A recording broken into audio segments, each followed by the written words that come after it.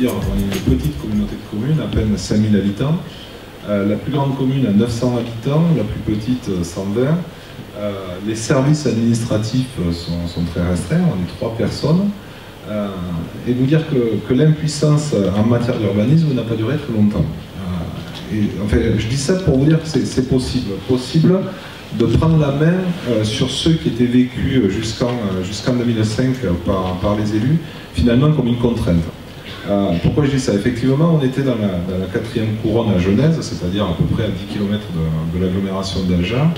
La plupart des communes étaient au règlement national d'urbanisme. On avait une commune avec une carte communale, une autre avec un poste. Aucune de ces communes n'avait un plan local d'urbanisme. Et qu'est-ce qui se passait au quotidien? C'était un défilé dans les bureaux des maires, de pétitionnaires qui venaient pour chercher des terrains. Et avec de l'autre côté, des vendeurs qui n'étaient autres souvent que le cousin du maire, le boulanger, qui était souvent l'oncle du maire, le frère du maire, parce que dans un village de 100 habitants, voilà, on se côtoie tous, on se connaît tous, on est pratiquement tous de la même famille. Et donc, à la pression foncière, il y avait quand même la pression de la population que vivaient au quotidien les maires, et avec laquelle ils étaient désœuvrés. Et alors à ce moment-là, notre président, face à cette situation, a dit si on ne sait pas trop où on doit aller, sachons d'où l'on vient. Voilà, parce qu'il avait dans l'idée que avant de mettre en place des outils de gestion, il fallait quand même déterminer ce qui était important à protéger, ce que l'on pouvait faire, de ce que l'on ne pouvait pas faire. Est née l'idée de l'étude paysagère et d'urbanisme, tout simplement pour vraiment identifier quels étaient les enjeux du territoire. En termes de paysage, en termes d'occupation du sol ou d'usage des sols, parce que l'urbanisme, c'est pas seulement les paysages, c'est aussi la vie de tous les jours, c'est aussi les services, c'est aussi, enfin, c'est la vie des gens. Donc il s'agissait de déterminer un peu quels étaient à la fois nos points forts et nos points faibles.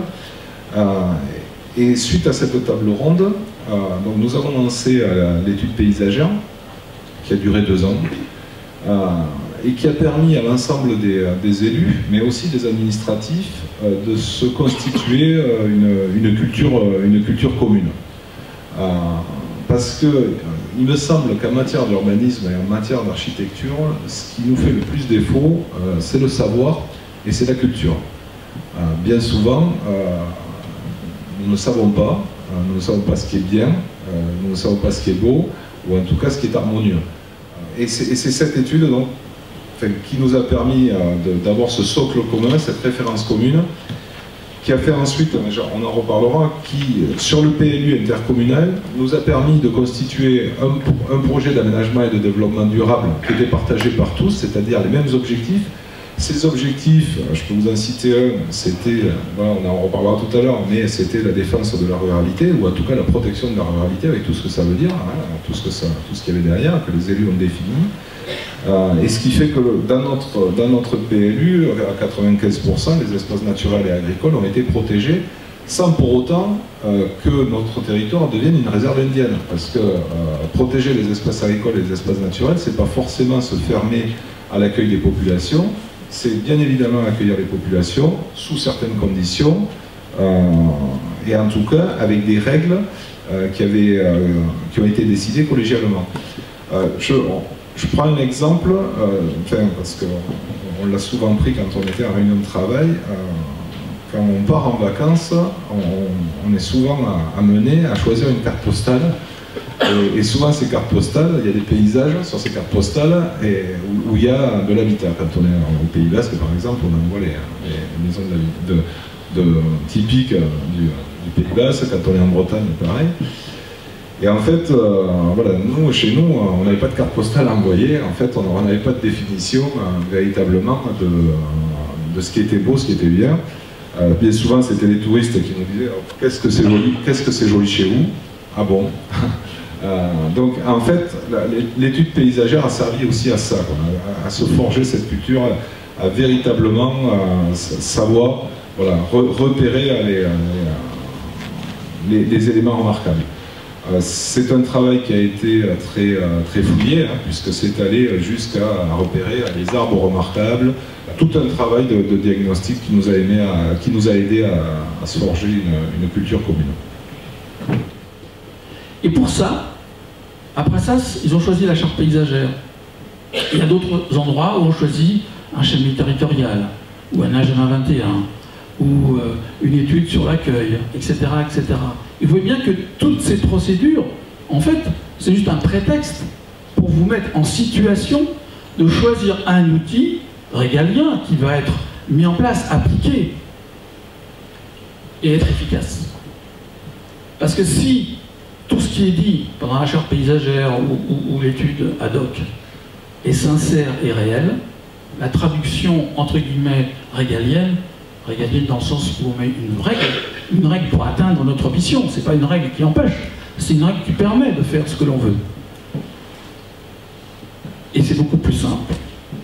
Et donc cette étude nous a permis de montrer que ce paysage est très, très riche, coincé entre deux vallées. Il a mis en exergue des ensembles de paysages caractéristiques, et dire à un élu qui est dans la plaine que lui, à chaque fois qu'il va faire un bâtiment en termes de vertical, ça va être perçu comme un signal, un repère. Donc un repère, ça peut être important pour ne pas se perdre. Mais s'il y a trop de repères, c'est comme s'il n'y avait pas de repères. Et donc ces questions-là sont vraiment importantes. Quand on est dans le territoire... Et si vous basez les règles ensuite du PLUI sur ce constat-là, et que vous couplez ça avec des objectifs définis par des élus, partagés par 10 conseils municipaux, 150 personnes, validés par la population, qui finalement est d'accord, préserver les espaces naturels, préserver la ruralité, préserver la campagne, parce que les gens ils viennent habiter à la campagne, pas pour préserver voilà, le côté urbain, ils viennent habiter à la campagne parce qu'ils aiment la campagne. Donc ensuite, quand vous leur posez la question, est-ce qu'il faut mettre des maisons partout, ils vous disent non, même s'ils ont... Par contre, après, tout le monde est plein de contradictions, parce qu'ils ont quand même profité, eux, de leur installation à la campagne, ils ne veulent pas que d'autres y viennent. Donc ça pose une autre question, on va se débattre. Mais une fois que vous avez fait ce système-là, c'est beaucoup plus facile pour un élu de dire non. Voilà. C'est très facile, parce qu'il dit non, il dit non avec des raisons, il dit non avec une règle, et en plus, il ne dit pas non tout seul, parce qu'à l'échelon intercommunal, le non, c'est 10 non. Ça veut dire que c'est 10 maires, c'est 150 personnes qui ont validé.